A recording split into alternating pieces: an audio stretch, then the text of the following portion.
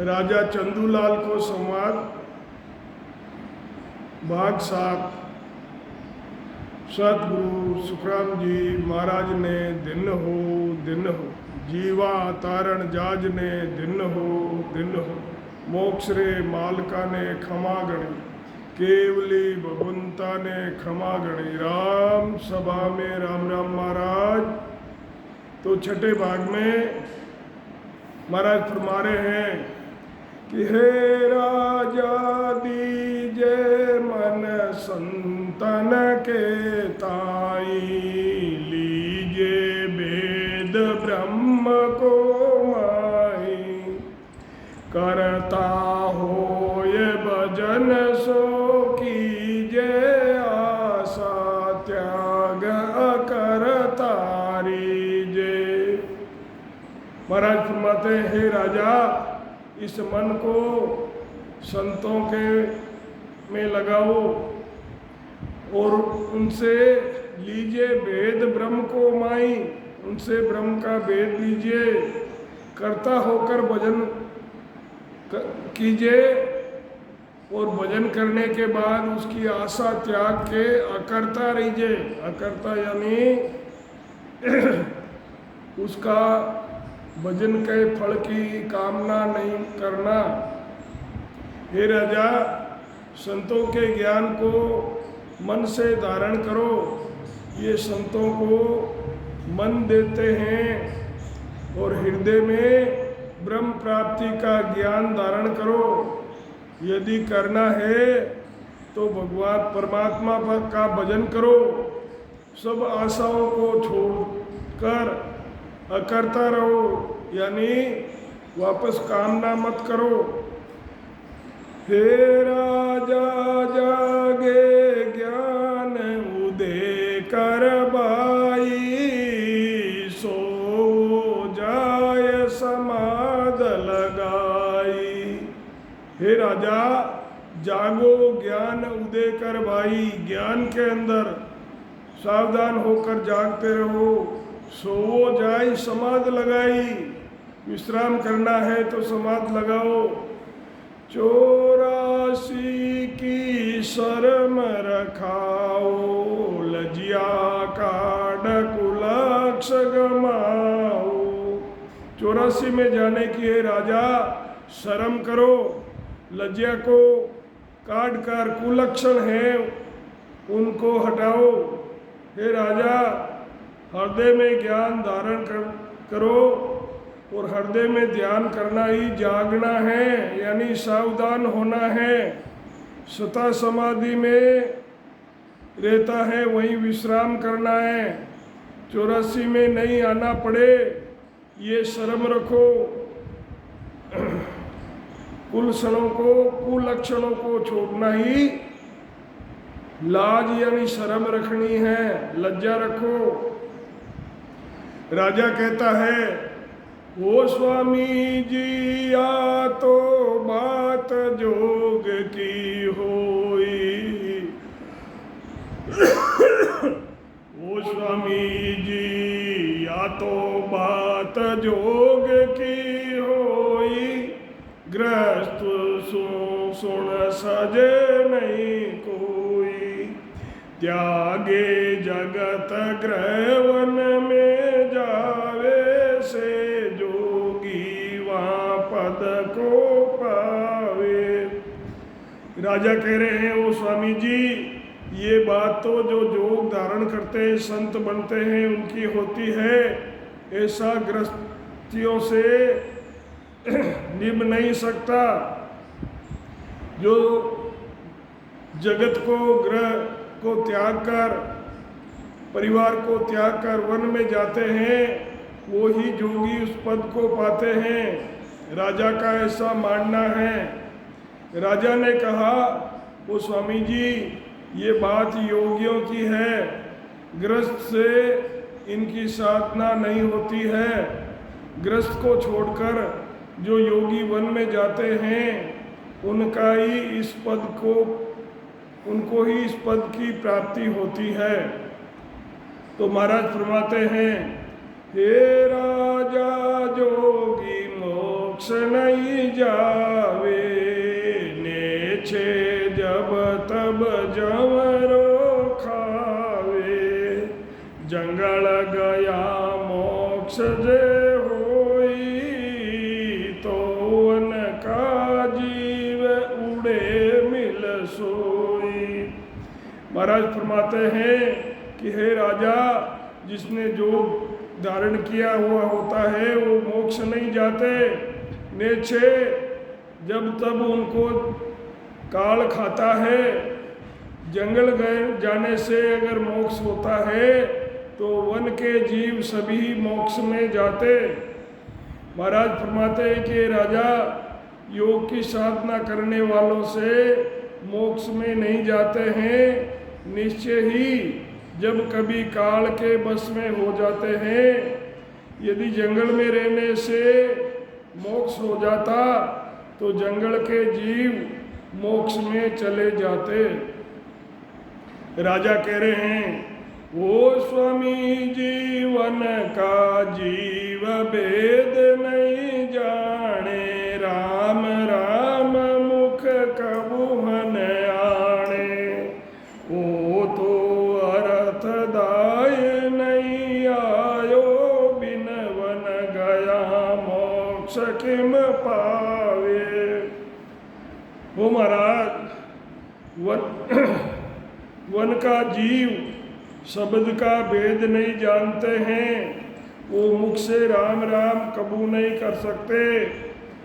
तो राजा कह रहे हैं कि वो महाराज, ये अर्थ तो दाई नहीं आया, बिन वन गया मोक्ष कैसे पा सकते हैं।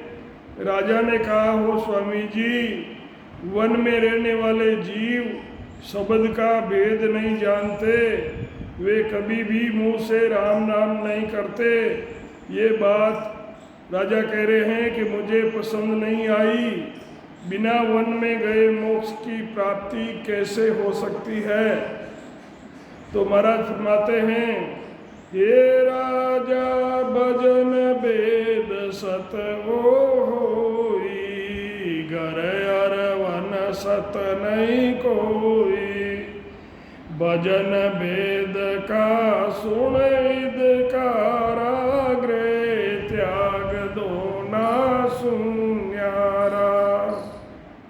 महाराज फरमाते हैं, राजा भजन का वेद सत्य है, ग्रह और वन ये दोनों ही, ना तो ग्रह सत्य है और ना ही वन सत्य है।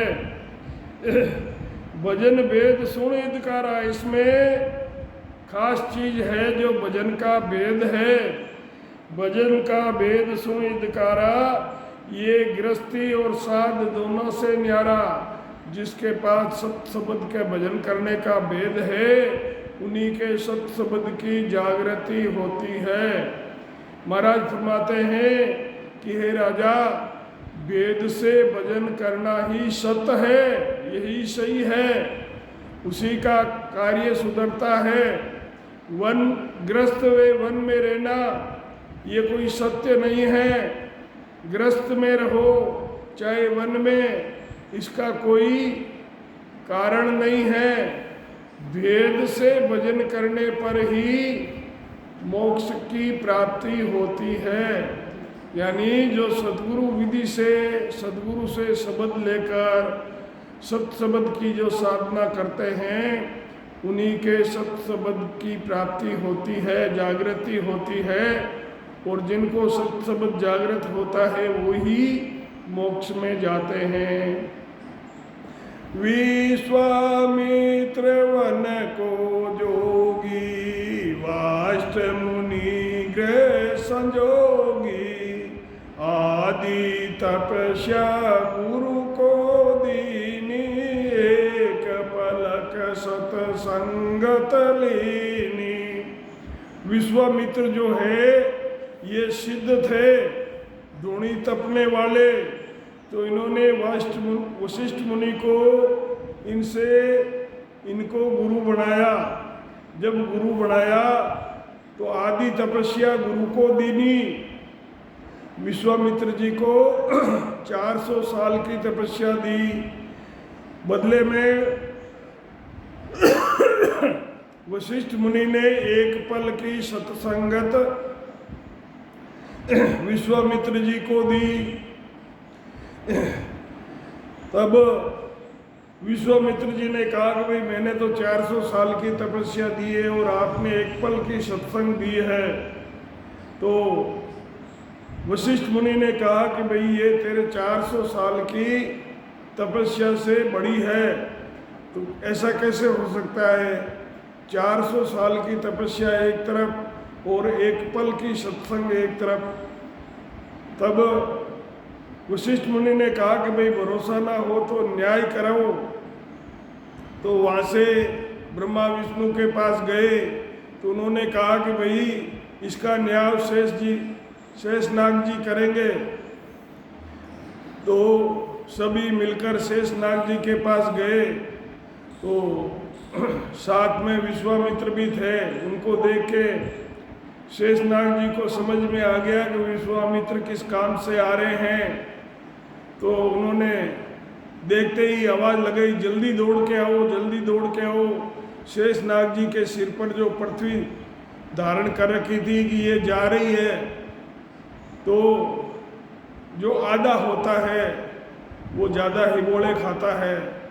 तो विश्वामित्र जी ने लपक के दौड़ के उस पृथ्वी को अपने हाथों में उठा लिया, क्योंकि आधे थे, नहीं तो विष्णु भगवान और ब्रह्मा जी भी साथ में थे, वो भी उठा सकते थे, पर इन्होंने लपक के पृथ्वी को उठा लिया क्योंकि उनको अपनी भक्ति का अहंकार था।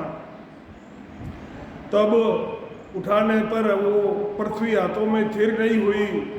तो विश्वामित्र जी ने कहा कि भाई ये तो स्लिप हो रही है हाथ से। तो शेषनाग जी ने कहा कि भाई 400 साल की जो तपस्या तुमने वशिष्ठ मुनि को दी है वो पृथ्वी को अर्पण कर दो। तो वो अर्पण कर दी 400 साल की तपस्या, तो भी वो पृथ्वी स्थिर नहीं हो रही थी कि अभी भी जा रही है। जब शेषनाग जी ने कहा कि एक पल की जो सत्संग है वो भी अर्पण कर दो, तो उसके अर्पण करते ही पृथ्वी हाथों में स्थिर हो गई। तो अब शेषनाग जी ने कहा कि भाई ठीक है, रख दो वापस। अब पृथ्वी को शेषनाग जी ने वापस धारण कर लिया और विश्वामित्र जी ने कहा कि भाई हम न्याय के लिए आए हैं। तो शेषनाग जी ने कहा भाई न्याय तो हो गया। अब विश्वामित्र जी को समझ में आया नहीं कि भाई न्याय कैसे हो गया, अभी तो हम आए हैं। तो शेषनाग जी ने कहा कि तुम्हारे 400 साल की तपस्या से तुम्हारे हाथों में पृथ्वी स्थिर नहीं हुई थी। एक पल की जो सत्संग देते ही वो पृथ्वी स्थिर हो गई थी।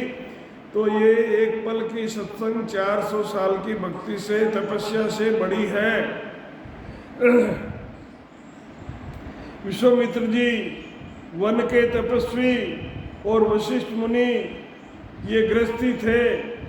विश्वामित्र ने गुरु वशिष्ठ जी को 30,000 वर्षों की तपस्या भेंट की। तो वशिष्ठ जी ने एक पल मात्र की सत्संगत का फल विश्वामित्र जी को दिया। अब विश्वामित्र जी के मन में फर्क आया। उस फर्क के आने से प्रीत गति अर मन पछतायो, समझो नहीं विष्णु समझायो। अब वशिष्ठ मुनि के प्रति जो प्रीत थी वो घटी, प्रीत घटी और मन में पछतायो, समझो नहीं। विष्णु भगवान ने समझायो तो भी समझ में नहीं आया। तो महाराज फरमाते हैं कि हर की माया तो बरमावे, जाय शेष पे न्याव चुकावे। विष्णु भगवान ने कहा कि परमात्मा की माया तुझे भ्रम में डाल रही है। अगर भरोसा नहीं है तो जाकर शेषनाग जी के पास न्याय करवा ले। तो विश्वामित्र जी के मन में अभाव हो गया, वे पछताने लगे। विश्वामित्र जी 30,000 वर्ष की तपस्या को बड़ी समझकर एक पल मात्र के सत्संग के फल को छोटा समझकर विष्णु भगवान के पास न्याय करवाने के लिए गए थे। विष्णु भगवान ने विश्वामित्र जी को बहुत समझाया तो भी वे उनकी समझ में नहीं आया। तब विष्णु भगवान ने कहा कि परमात्मा की माया तुमको भरमा रही है, यदि न्याय कराना हो तो शेष जी के पास चले जाओ। सारो दरण शेष यूं बोल्या, तप के जोर ब्रह्मांड को तोल्या। सारो दरण शेष यूं बोल्या, तप के जोर ब्रह्मांड को तोल्या। 10 की धरण मुनेश्वर दूजो, सतगुरु शब्द साच कर पूजो। 10 की धरण उन मुनेश्वर भी दूजियो, सतगुरु शब्द साच कर पूजो। शेष जी के पास जाने पर शेष जी ने कहा इस पृथ्वी को जरा ऊंची करो। तब विश्वामित्र जी ने तपस्या के बल से ऊंची करना चाहा, परंतु पृथ्वी स्थिर नहीं हुई, वे नीचे खसकने लगी। तब विश्वामित्र जी दूजने लगे। तब वशिष्ठ जी महाराज के एक पल मात्र के सत्संग के दिए फल को लगाने पर पृथ्वी ऊंची हाथों में स्थिर हो गई। तब उन्होंने सदगुरु के शब्द को सच्चा समझा। उपजी प्रीत हर डिंब निवार्यो, साध संगत मिल कारज सार्यो।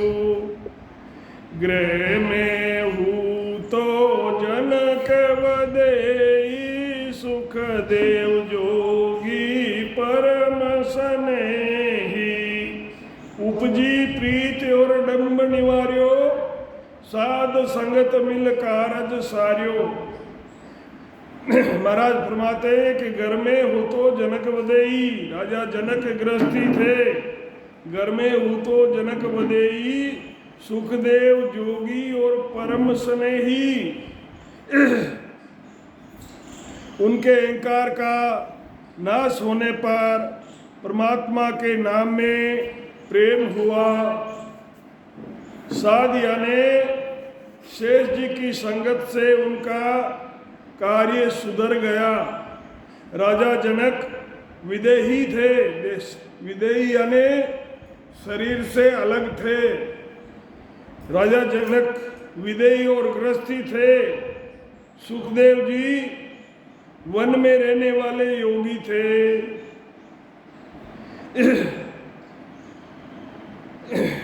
त्यागी तपी सदा वनवासी, जन मृत ग्रयूं भयो उदासी। सुखदेव मुनि त्यागी तपी और सदा ही वन में रहने वाले जन्म धारण करते ही गृहस्थों उदास होकर वन में जाकर भजन करने लगे। अटके विमान व्यास के आयो, व्यास देव गुरु जनक बतायो। जब उनका समय आया तो सुखदेव मुनि ने सरगुण भक्ति की थी। सरगुण भक्ति के विष्णु लोक की 4 मोक्ष है, तो वहाँ से विमान आया। विमान में बैठ के गए तो क्षीर सागर जाकर विमान रुक गया था। अब सुखदेव मुनि बोले कि भाई मेरे को परम मोक्ष जाना है, आगे चलो। तो विमान चालक ने कहा कि भाई, पार्षद ने कहा कि तुम्हारा भजन तो यहाँ तक का ही है, टिकट तुम्हारा यहाँ तक का ही है। जहाँ तक का टिकट होता है वहाँ तक की यात्रा हम कर सकते हैं, उससे आगे की यात्रा नहीं होती। तब वो सुखदेव मुनि व्यास जी के आया और व्यास जी ने कहा कि भाई राजा जनक को जाकर गुरु बनाओ अगर परम मोक्ष जाना है। वन से ही, जन्म से ही वन में रहने वाले त्यागी तपस्वी थे, जन्म लेते ही गृहस्थ से अलग हो गए थे। जब उनका शब्द त्रिकुटी से आगे नहीं बढ़ा तब व्यास जी के पास गए, उन्होंने जनक जी को गुरु बनाने का कहा। सुखदेव सुखदेव जति जनक गुरु राया, भगति भेद ले मोक्ष सिधाया। गृह त्याग की कहाइद काई, नारद के गुरु जंवर बाई। सुखदेव जति थे और राजा जनक गुरु बनाया राजा जनक को। भक्ति भेद ले मोक्ष सिधाया, भक्ति भेद यानी सत शब्द का भेद लेकर फिर मोक्ष गए। गृह त्याग की का इदकाई, घर में रहो या वन में रहो दोनों ही असत है, इनमें से कोई भी ईद की चीज नहीं है। तो ईद का क्या है?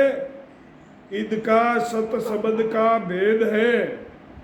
सत शब्द का जिसके पास भेद होता है उसी के सत शब्द की जागृति होती है, वो ही परम मोक्ष में जाते हैं। सुखदेव जति थे, राजा जनक गृहस्थी थे। राजा से ज्ञान लेकर सुखदेव मोक्ष में गए। गृहस्थ और त्याग में क्या विशेषता है? नारद जी के गुरु कालू जी धीवर थे।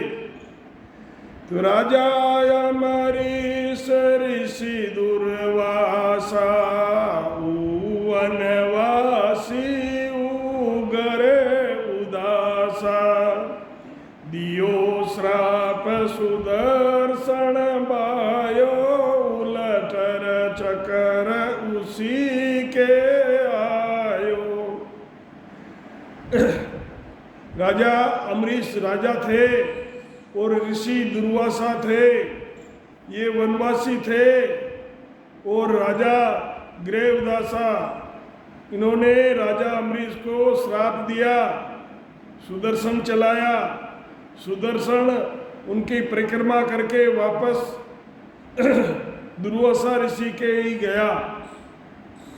राजा अमरीश गृहस्थी थे, दुर्वासा जी वन में रहने वाले तपस्वी थे। उन्होंने राजा को श्राप दिया। जब सुदर्शन चक्र दुर्वासा जी के पीछे लग गया, पुरी हर पास पुकारे। दुर्वासा ऋषि पुरी में परमात्मा के विष्णु भगवान के पास जाके पुकारा। पुरी हर पास पुकारे, जन को द्रोही कौन उबारे।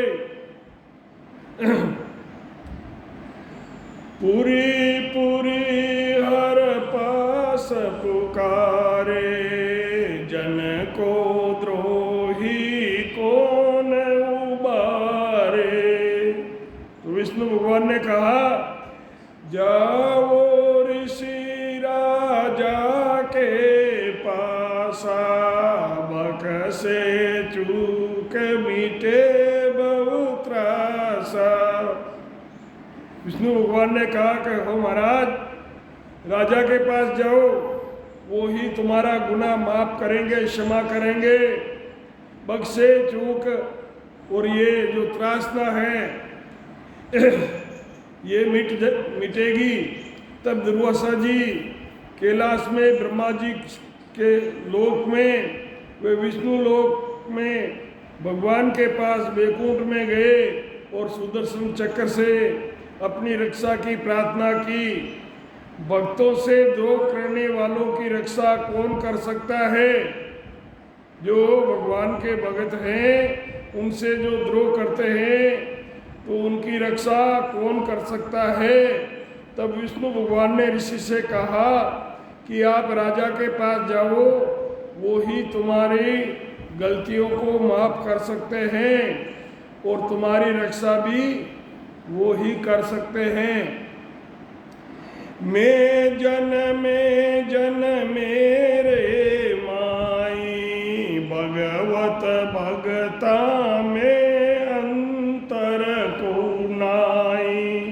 मैं जन में हूँ, मैं उन मेरे संतों में हूँ और संत मेरे माई हैं। भगवत और भक्तों में कोई अंतर नहीं है। तब ऋषि राजा के आयो, मीठी त्रास गुना बख्शायो। अब ऋषि ने राजा को प्रणाम किया।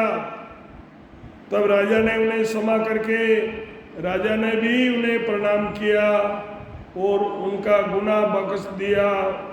विष्णु भगवान ने कहा कि मैं भक्तों में हूँ, वे भगत मेरे में हैं। वे भगवान के भक्तों में कोई अंतर नहीं है। जब दुर्वासा अम्बरीश ऋषि के पास आए, जब राजा ने उनका गुनाह माफ कर दिया तो सब उस दुर्वासा जी के सब दुख दूर हो गए। सिमरे राम जका बड़ भागी, क्या ग्रही और क्या वैरागी। क्या फरमा रहे महाराज, बहुत अच्छी बात बता रहे हैं कि सिमरे राम जका बड़ भागी, क्या ग्रही और क्या वैरागी। जो भजन करने वाले हैं वो ही बड़ भागी हैं, गृहस्थी हो या साधु हो।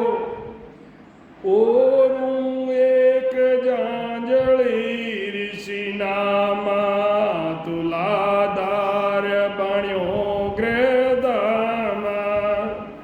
जो राम जी की भक्ति भजन करते हैं, चाहे वो गृहस्थी हो चाहे वैरागी हो, वो ही भाग्यशाली है।